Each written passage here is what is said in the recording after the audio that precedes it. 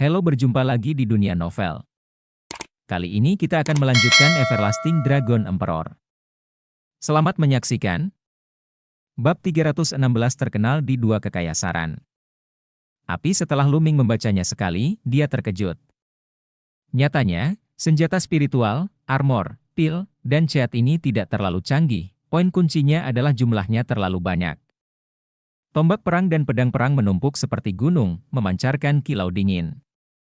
Sepotong baju besi ditumpuk lebih tinggi dari gunung, dan pil dalam botol giok juga ditumpuk seperti gunung. Ada terlalu banyak, terlalu banyak. Luming memperkirakan setidaknya ada ratusan ribu set baju besi spiritual dan seterusnya. Ini hanyalah gudang senjata. Luming mengambil beberapa dan melihatnya, dan menemukan bahwa sebagian besar pelindung spiritual ini adalah prajurit spiritual tingkat 2, ada beberapa prajurit spiritual tingkat ketiga, dan untuk prajurit spiritual tingkat 4, jumlahnya tidak banyak. Ini adalah pil Juyuan dan pil Poyuan. Ketika Luming memeriksa pil tersebut, awalnya dia terkejut, lalu bersemangat dan gembira. Mengumpulkan Yuan pil dapat memungkinkan prajurit di alam prajurit, atau bahkan prajurit di alam prajurit, untuk meningkatkan kultivasi mereka dengan cepat. Tapi pil Yuan yang pecah bisa membuat orang menerobos dunia. Levelnya tidak tinggi, kebanyakan dari mereka adalah pil tingkat kedua, yang tidak berguna bagi para pejuang di ranah seni bela diri yang hebat, tetapi sekali lagi, jumlahnya terlalu banyak. Tidak heran Luming sangat bersemangat, hal-hal ini dapat melengkapi pasukan yang sangat besar. Bagaimana bisa ada begitu banyak benda tingkat rendah di cincin penyimpanan Marshal King yang kuat? Kemudian, setelah memikirkannya, Luming mengerti. Suku Dongi menduduki wilayah yang sangat luas saat itu dan mendirikan sebuah kerajaan. Saat ini, sebagian besar Kekaisaran Liesun, Kekaisaran Bulan Yin, dan bahkan Kekaisaran Zhao darah milik orang-orang Dongi. Suku Dongi adalah kerajaan berukuran sedang saat itu, tetapi kemudian dihancurkan.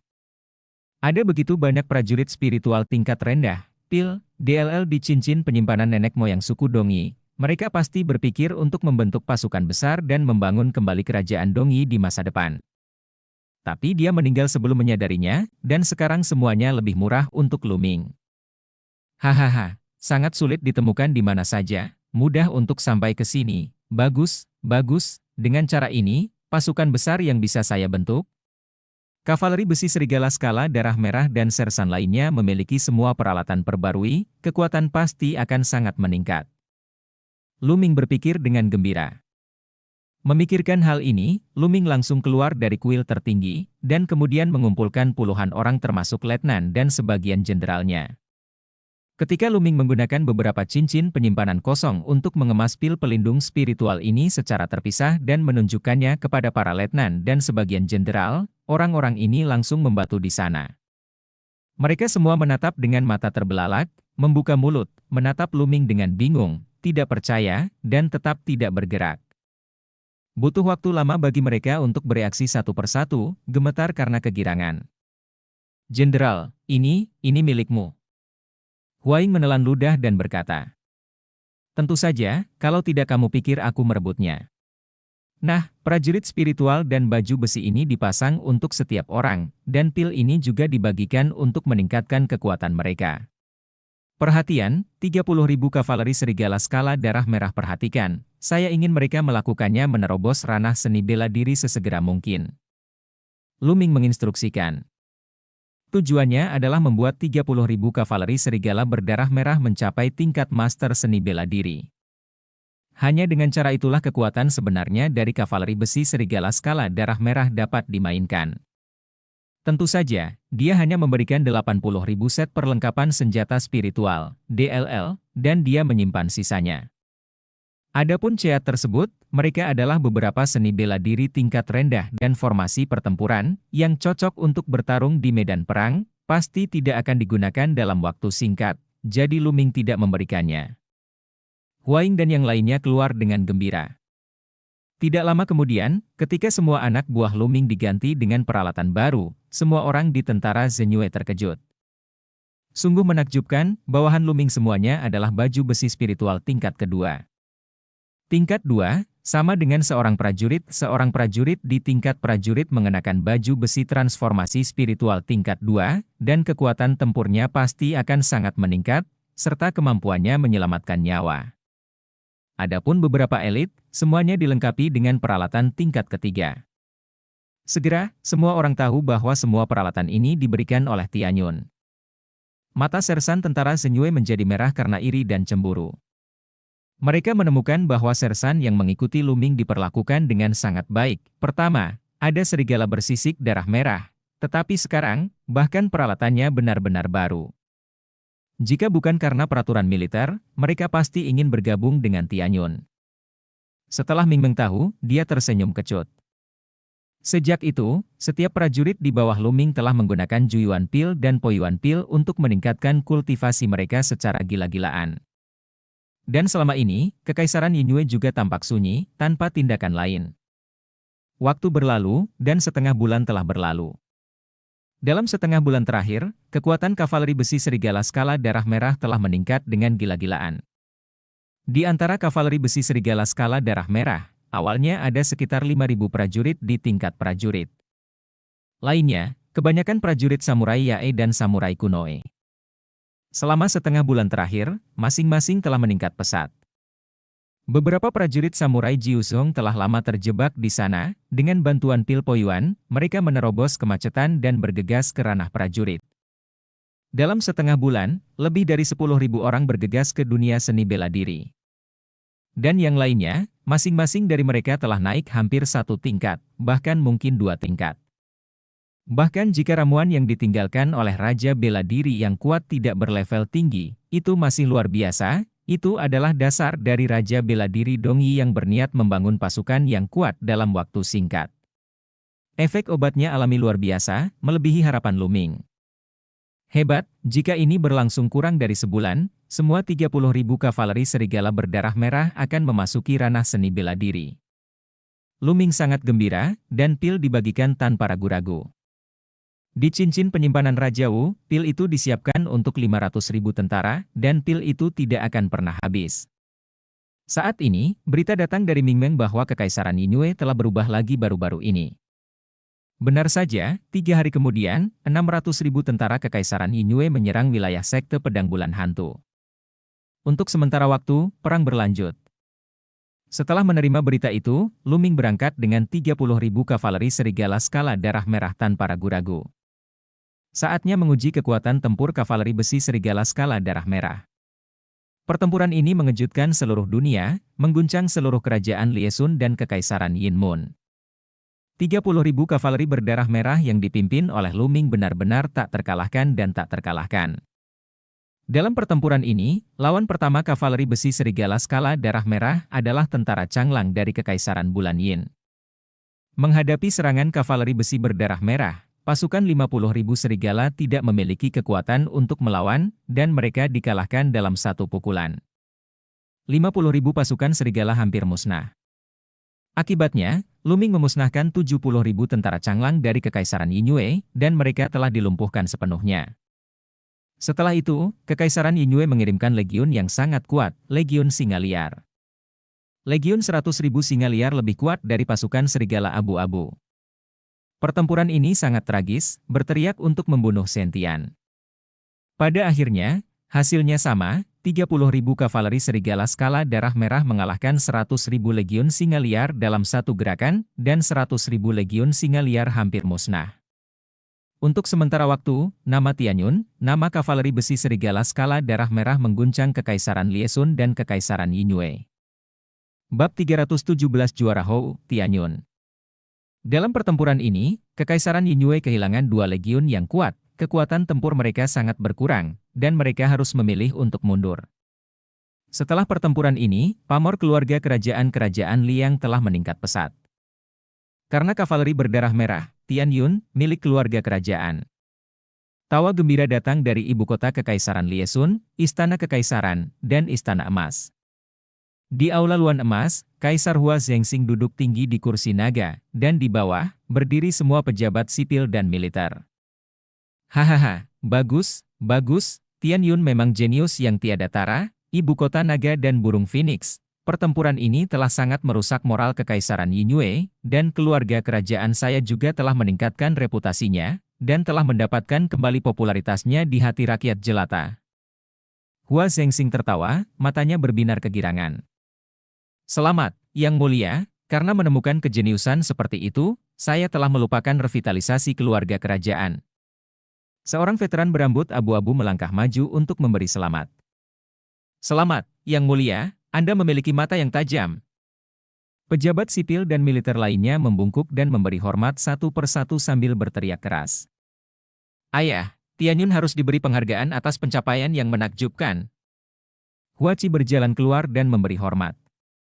Hadiah, tentu saja saya ingin memberi hadiah, bagaimana dengan ini, sampaikan pesanan saya, kanonkan Tianyun sebagai Markuis, bergelar Champion Markuis, artinya menjadi juara dari 3 pasukan, Anda dapat membentuk pasukan sesuka hati, merekrut talenta. Hua Zhengxing mengumumkan. Terima kasih, Ayah. Huaci sangat gembira. Yang Mulia bijaksana. Semua pejabat sipil dan militer memberi selamat. Berita bahwa Tianyun dianugerahi gelar juara Markuis keluar, dan Kekaisaran Liesun sekali lagi terguncang. Nama Tianyun diingat oleh semua orang, karena dia adalah Markuis termuda dalam sejarah Kerajaan Liang. Di Istana Raja Surga. Champion Markuis? Sial, Tianyun ini pantas mati. Raja Tianyun meraung marah dari istana. Di aula samping kuil Jiangxing, Lu Yuntian membentangkan selembar kertas putih di atas meja batu di halaman kecil, dan sedang berkonsentrasi menulis. Itu adalah kata untuk "u" dalam pena Lu Yuntian, itu terbang seperti naga dan terbang seperti burung phoenix, dengan sapuan kuas yang kuat dan momentum yang kuat, seolah-olah hendak melepaskan diri. Meskipun basis kultivasi Lu Yuntian telah dihapuskan, kata "seni bela diri" mengandung semangatnya. Dalam sekali jalan, tulisan selesai. Lu Yuntian menghela nafas panjang. Saudara Tian, saya percaya bahwa Ming Er pasti akan menyembuhkan Anda di masa depan dan memungkinkan Anda untuk memulai seni bela diri lagi. Li Ping melihat pikiran Lu Yuntian dan berkata dengan suara rendah. Dia mengerti betapa sepinya seorang jenius seni bela diri tanpa bisa berlatih seni bela diri. Ping Er, selama aku memilikimu di sisiku, tidak masalah jika aku tidak bisa berlatih seni bela diri. Selain itu, bakat Ming Er jauh lebih tinggi dariku, jadi hatiku sudah cukup. Lu kata Yuntian sambil tersenyum. Pada saat ini, seorang pelayan berusia sekitar 20 tahun bergegas masuk. Pembantu itu dibawa oleh Li Ping dari keluarga Lu, dan dia setia. Sun Xiang, kenapa kamu terburu-buru? Apa yang terjadi? Li Ping bertanya dengan sedikit cemberut. Tuan, Nyonya, kabar baik, kabar baik. Tuan Muda telah memenangkan kemenangan besar di perbatasan, dan sekarang Yang Mulia Kaisar telah mengkanonisasi Tuan Muda sebagai juara, dan mengumumkannya kepada dunia, kata Chun Xiang dengan penuh semangat. Apa? Lu Yuntian tercengang, dan sikat di tangannya langsung jatuh ke tanah. Dan Li Ping juga tercengang, dan butuh beberapa saat sebelum dia menyadarinya, gemetar karena kegembiraan, Champion Markuis. Ming Er bernama Markuis?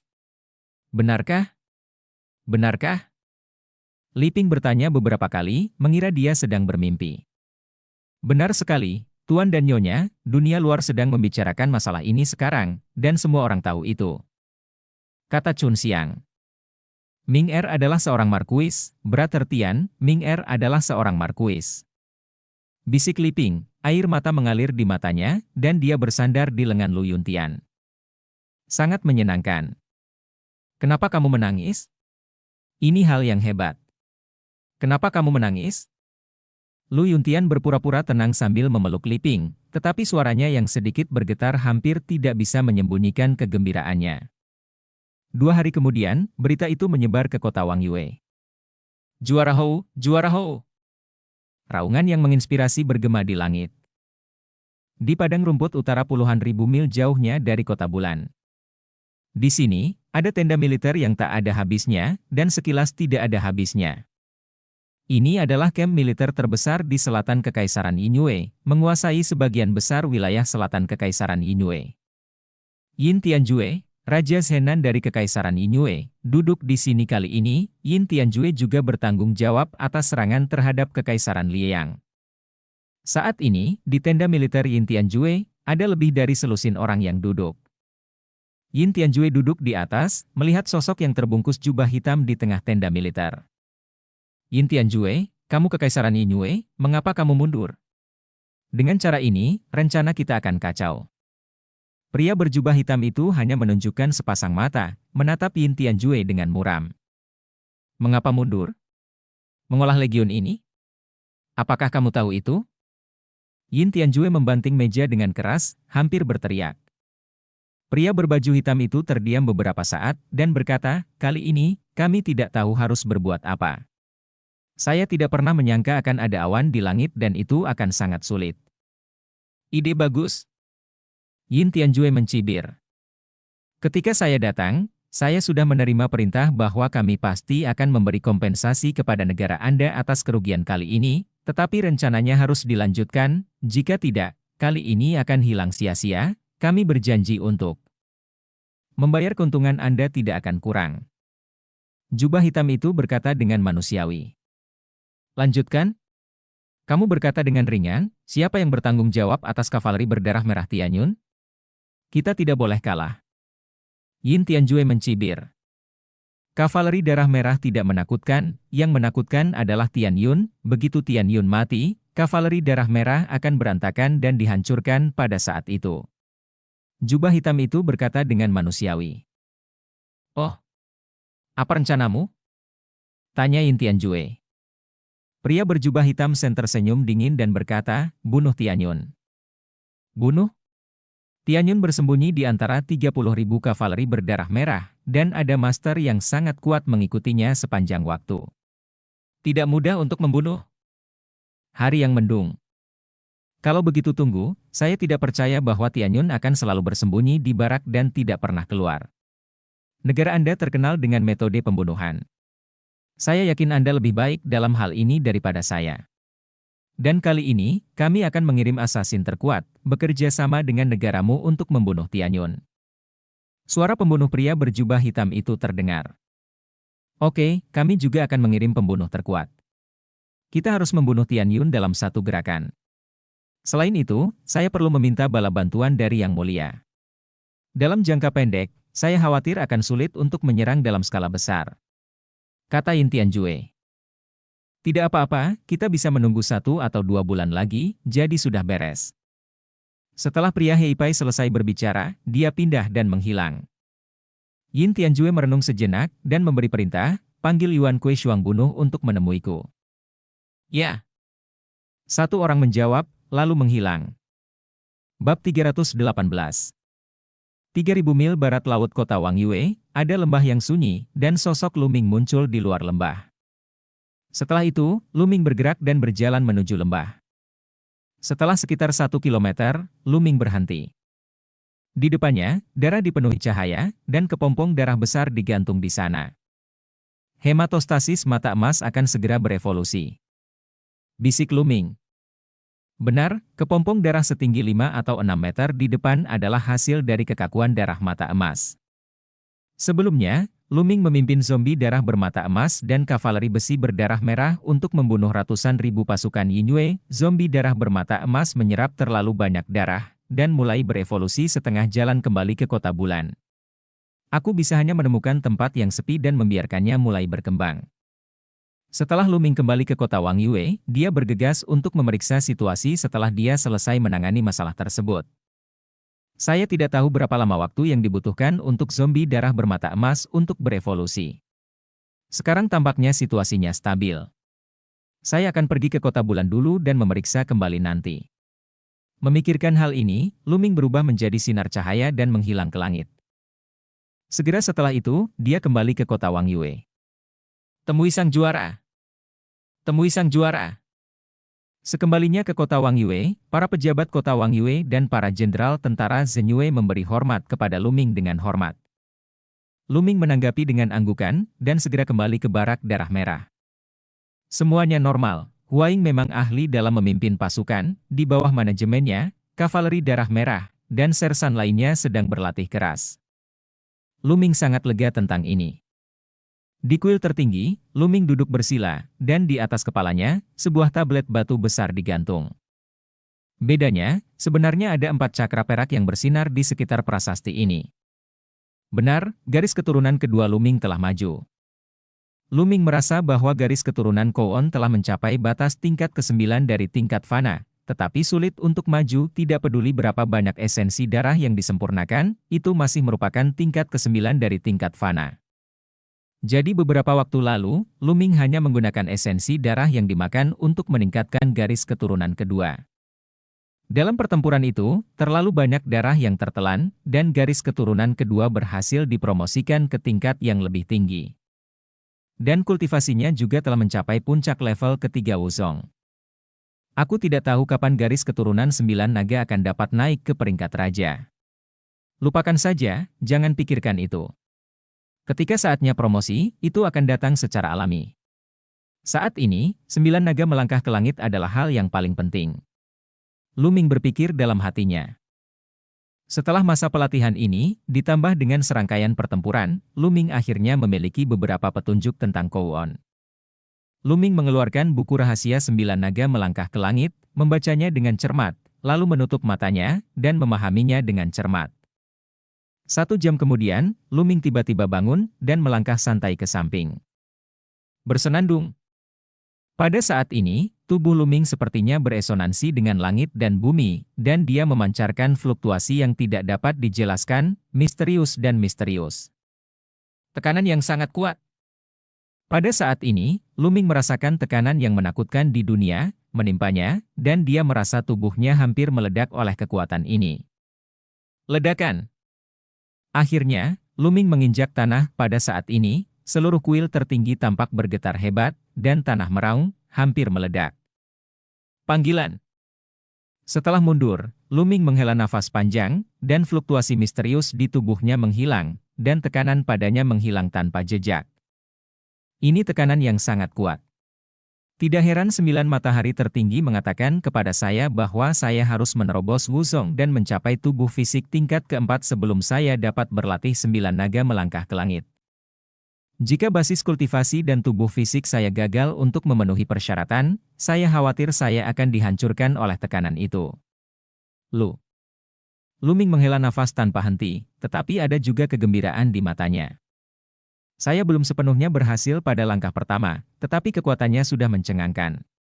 Kuil tertinggi, yang tidak bisa dihancurkan, sebenarnya memancarkan getaran seperti itu. Jika saya menginjak tanah, saya takut tanah akan meledak. Untuk Kowon, Luming sangat puas dengan kekuatan langkah melangkah, layak menjadi keterampilan bela diri tingkat dewa, dan tidak bisa ditendang dengan cepat. Lanjutkan.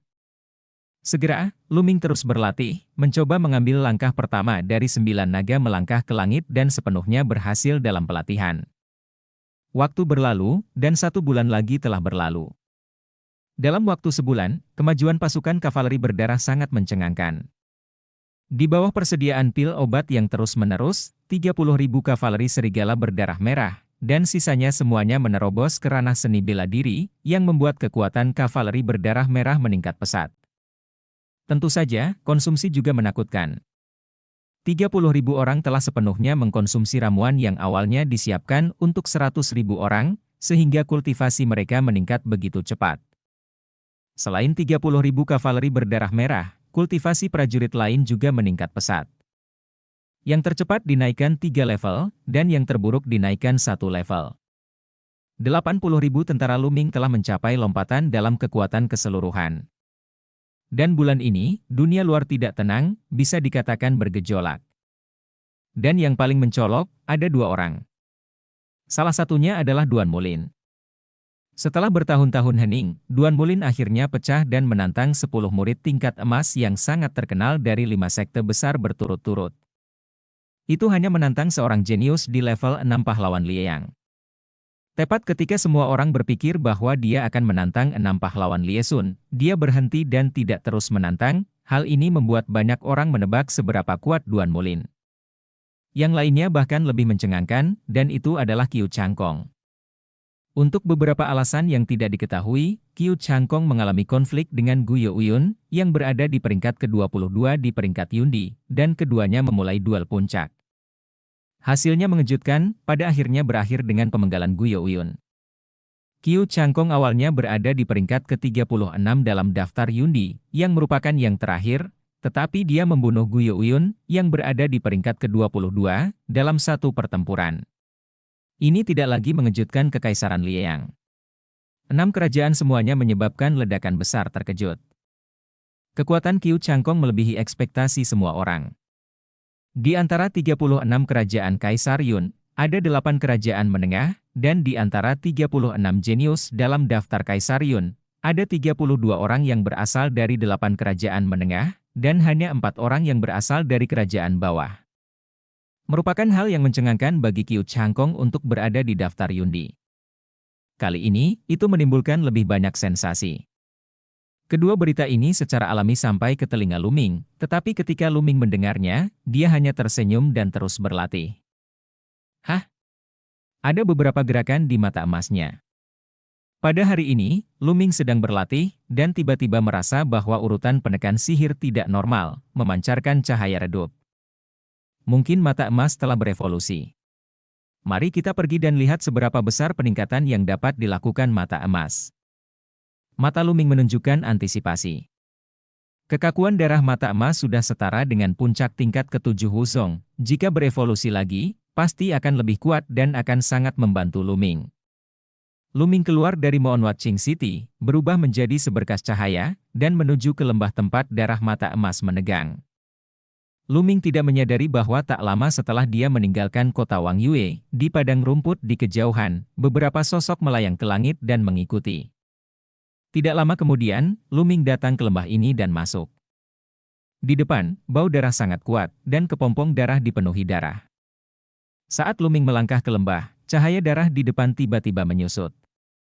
Klik. Kemudian, kepompong darah pecah, dan sesosok tubuh tinggi keluar dari dalam. Bab 319 Pembunuhan, krisis yang belum pernah ada sebelumnya. Sosok ini secara alami bermata emas dan kaku darah. Hanya saja ada beberapa perubahan dari sebelumnya, pupil emasnya menjadi lebih keemasan, seperti 2 emas bertatahkan di dalamnya. Rambut hijau di kulit banyak memudar, membuat kulit terlihat merah darah dan sebening kristal, sepertinya terbuat dari baja merah menyala, penuh kekuatan. Secara khusus, aura di tubuh Jinyan Xuezhang lebih dari 5 atau 6 kali lebih kuat dari sebelumnya. Bagaimana itu bisa jauh lebih kuat? Nafas ini jelas bukan hanya nafas dari tingkat ke-8 Wuzong. Mungkinkah pendarahan mata emas telah memasuki tingkat ke-9 Wuzong? Pikiran Lu Ming berubah. Tajam, dan keterkejutan muncul di matanya. Mengaum. Dengan geraman rendah, darah Jinyan menjadi kaku, dan datang ke sisi Lu Ming. Ayo kembali ke kota bulan, kata Lu Ming. Segera, bersama dengan Jinyan Xuezhi, mereka terbang ke langit dan terbang menuju kota Wang Yue. Namun, sebelum terbang 10 mil jauhnya, Lu Ming tiba-tiba merasa kedinginan. Mengaum. Pada saat ini, darah Jinyan yang kaku meledak menjadi raungan yang menakutkan, dan mengalir ke atas kepala Lu Ming. Cici. Di atas kepala Lu Ming, awan gelap tiba-tiba terbelah, dan 2 lampu pedang pucat, lebih cepat dari kilat, menebas kepala Lu Ming. Ledakan! Ledakan! Tubuh Jinyan yang membekukan darah bertabrakan dengan 2 lampu pedang ini, dan segera, tubuh yang membekukan darah Jinyan jatuh ke tanah seperti bola meriam. Memanggil. Pada saat yang sama ketika 2 lampu bilah dipotong, di belakang Lu Ming, cahaya pedang hitam menembus kehampaan dan menusuk Lu Ming. Pedang ini cepat, akurat, kejam, dan sangat kuat. Wuzong Jiuzong, 3 pembunuh Wuzong Jiuzong, blokir untukku. Lu Ming meraung, dan 6 perisai kuno mengembun dari belakang dan saling bertumpukan.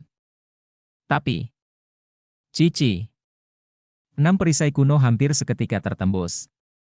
Tapi ini juga mengulur waktu untuk Lu Ming. Garis keturunan kedua meletus dalam sekejap, dan dengan telapak tangan kirinya, cakar binatang besar ditampar.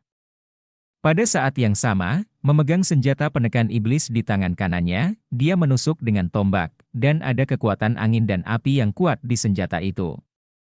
Menabrak. Yang pertama menanggung beban adalah cakar binatang besar, yang dikalahkan oleh cahaya pedang, dan kemudian ujung senjata penekan iblis ditusuk dengan pedang. Kapan? Gelombang menakutkan terpancar keluar, Lu Ming mengeluarkan dengusan teredam, dan terbang mundur dengan cepat, terbang beberapa kilometer sebelum berhenti di udara, dengan mulut penuh darah menyembur keluar dari mulutnya. Desir! Desir! Desir! Saat ini, 3 sosok melintas dan muncul di udara. 2 dari mereka adalah pria paruh baya, mengenakan jubah berwarna merah darah. Pada jubah itu, yang satu memiliki sulaman bulan purnama penuh, dan yang lainnya memiliki sulaman bulan menganga di atasnya. Di tangan keduanya, masing-masing memegang parang. Sosok kedua orang ini berada di belakang Luming, menghalangi retretnya. Orang ketiga terbungkus jubah hitam, wajahnya tidak terlihat, dan dia memegang pedang panjang tipis dan hitam di tangannya. Dia berada di depan Luming, dan mereka bertiga secara samar-samar menghalangi mundurnya Luming. Tianyun ini sangat sulit untuk dihadapi, dan dia tidak membunuhnya seperti ini. Pria parubaya dengan sulaman bulan purnama berkata, suaranya dingin dan serak, yang sangat tidak menyenangkan. Ujung lainnya adalah pendarahan mata emas. Sangat kuat sehingga pendarahan mata emas tampaknya telah mencapai tahap awal tingkat ke-9 Wuzong. Itu tidak lebih lemah dari Anda dan saya. Pria parubaya dengan menganga kata bulan. Mengaum. Dengan raungan berdarah, Jinyan bergegas keluar dari tanah dan berdiri di depan Luming. Pada cakar berdarah Jinyan, ada 2 luka yang dalam, yang dipotong oleh cahaya pisau tadi. Luming menyeka darah dari sudut mulutnya, matanya tertuju pada pedang panjang hitam ramping pria di depan, matanya berkilat, dan dia berkata, apakah kamu dari pavilion Serigala Bayangan? Dia telah melihat pedang panjang pihak lain lebih dari sekali. Hei, toh kamu akan mati hari ini, jadi tidak apa-apa untuk memberitahumu. Tebakanmu benar. Aku pembunuh nomor 1 di Shadow Wolf Pavilion. Merupakan kehormatan bagimu untuk membiarkanku keluar. Pria berjubah hitam mencibir. Pavilion Serigala Bayangan sebenarnya bekerja sama dengan Kekaisaran Yingyue. Tampaknya sekte pedang Shifang akan memainkan permainan besar. Kata Luming dengan mata bergerak. Hei, kamu tahu banyak. Pembunuh Shadow Wolf Pavilion mencibir. Terburu-buru. Tiba-tiba, Luming berteriak pelan dan bergegas ke kiri. Hanya bercanda, 3 pembunuh tahap awal lawan dari Wuzong Jiuzhong terlalu kuat, dan mereka bukanlah sesuatu yang bisa dia lawan, satu-satunya cara untuk bertahan adalah mati. Hanya dengan bergegas keluar ada peluang untuk bertahan hidup. Mau pergi? Bagaimana mungkin? Mati! Ketiga pembunuh itu berteriak satu demi satu, mengirimkan pengetahuan mereka. 2 lampu pedang dan 1 lampu pedang menembus kehampaan dan datang untuk membunuh Luming. Cepat, terlalu cepat, dia berada di belakang Luming dalam sekejap. Pembunuh Wuzong Jiuzhong terlalu kuat untuk dibunuh. Mengaum. Mata emas menjerit berdarah dan bergegas maju tanpa takut mati. Tapi bagaimanapun, itu hanya memiliki 1 orang, dan itu benar-benar tak terkalahkan, dan dipotong oleh 2 lampu pedang lagi. Jika bukan karena tubuhnya sekuat baja, itu pasti sudah terbelah menjadi beberapa bagian sejak lama. Kapan? Di sisi lain, Luming mencoba yang terbaik untuk melawan pembunuh Shadow Wolf Pavilion. Kali ini, Luming terhempas lebih jauh, batuk darah, lengannya dipenuhi bekas pedang, dan seluruh tubuhnya terasa seperti akan terbelah. Dengan langkah ini, dia terluka lebih serius. Bunuh! Pembunuh Shadow Wolf Pavilion berteriak dengan dingin, meledak menjadi niat membunuh, dan terus membunuh Luming. Mengaum! Hematomania Jinyan keluar dari tanah lagi. Serahkan hewan ini padaku dan kamu bertanggung jawab untuk membunuh Tianyun. Yuan Kui berteriak dengan dingin, dan pergi ke Jinyan Blood Zoom untuk membunuh. Jangan khawatir, Tianyun akan mati. Suara pembunuh Shadow Wolf Pavilion sangat dingin, dan cahaya pedang menjadi lebih tajam, menembus langit, dan tanda pedang sepanjang beberapa mil muncul di langit, seolah-olah akan menembus langit. Kouon menginjak langit. Boom! Pada saat ini, Luming meledak dengan seluruh kekuatannya, energi aslinya melonjak, dia mengangkat kepalanya ke langit dan berteriak, dan tiba-tiba melangkah keluar. Gelombang aneh terpancar dari tubuh Luming, dan kemudian kekuatan mengerikan meletus dari kaki Luming. Suara nyanyian naga tiba-tiba terdengar, seperti naga sungguhan yang melangkah dalam kehampaan, menghancurkan segalanya. Setelah sebulan berlatih dengan susah payah, Jiulong mengambil langkah pertama dan akhirnya berhasil berlatih sepenuhnya. Ledakan! Pada langkah ini, itu berbenturan dengan cahaya pedang dari pembunuh Shadow Wolf Pavilion. Dengan raungan yang menghancurkan bumi, tubuh Luming terbang jauh lagi. Tapi pembunuh Pavilion Serigala Bayangan juga terpana oleh pukulan ini dan berhenti. Bagaimana mungkin? Pembunuh Shadow Wolf Pavilion berteriak histeris, sulit dipercaya. Dia bisa melihat dengan jelas bahwa Tian Yun hanya berada di puncak level ketiga Wuzong, sementara dia berada di tahap awal level ke-9 Wuzong. Perbedaannya hampir 6 tingkat. Dapat dikatakan bahwa ada perbedaan 108.000 mil, dengan celah yang begitu besar, sudah merupakan keajaiban bahwa dia dapat memblokir kedua pedangnya tanpa mati. Tapi sekarang, dia benar-benar memblokir serangannya. Ini hanyalah sebuah fantasi. Pembunuh Pavilion Serigala Bayangan telah hidup begitu lama, dan dia belum pernah mendengar hal seperti itu. Rasa percaya dirinya mendapat pukulan serius. Mati! Mati! Mati! Pembunuh Shadow Wolf Pavilion meraung dengan liar, dan dengan panik bergegas menuju Luming. Bakat Luming membuatnya takut. 9 naga menginjak langit. Luming meraung.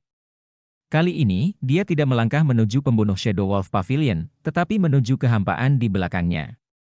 Sebagai ilmu bela diri tingkat dewa, 9 naga menginjak langit tidak hanya untuk menyerang. Ini juga merupakan metode tubuh, prinsipnya sama. Selama metode operasinya sedikit diubah, itu adalah metode tubuh tertinggi. Bab 320 kuil tertinggi. Melangkah ke depan, sosok Luming tiba-tiba menghilang, dan ketika dia muncul kembali, dia sudah berada 10 mil jauhnya. 10 mil dalam satu langkah. Ini adalah kekuatan menakutkan dari 9 naga yang melangkah ke langit, dan Luming baru berkultivasi ke langkah pertama.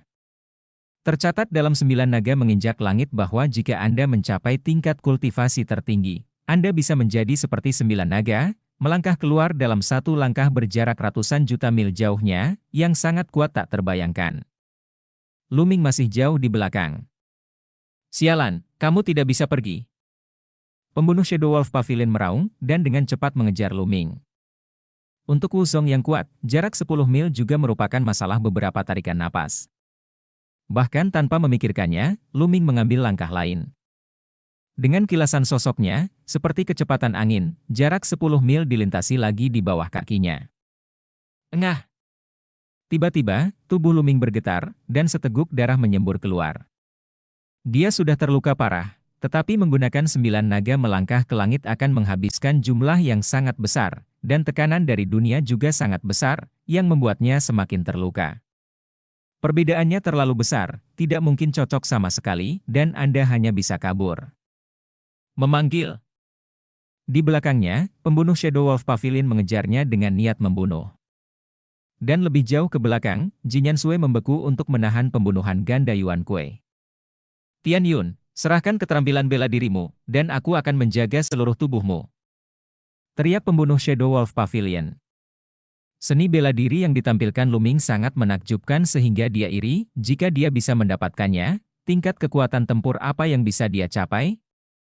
Niat membunuhnya terhadap Luming menjadi lebih kuat. Konyol, jika kamu memiliki kemampuan, dapatkan sendiri. Luming mencibir, lalu mengambil langkah lain. Bersenandung.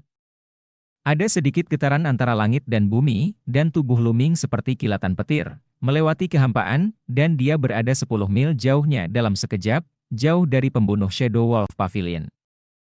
Sial, sial, aku tidak percaya kamu bisa menggunakan keterampilan bela diri yang begitu kuat terus-menerus. Hari ini, kamu akan mati. Pembunuh.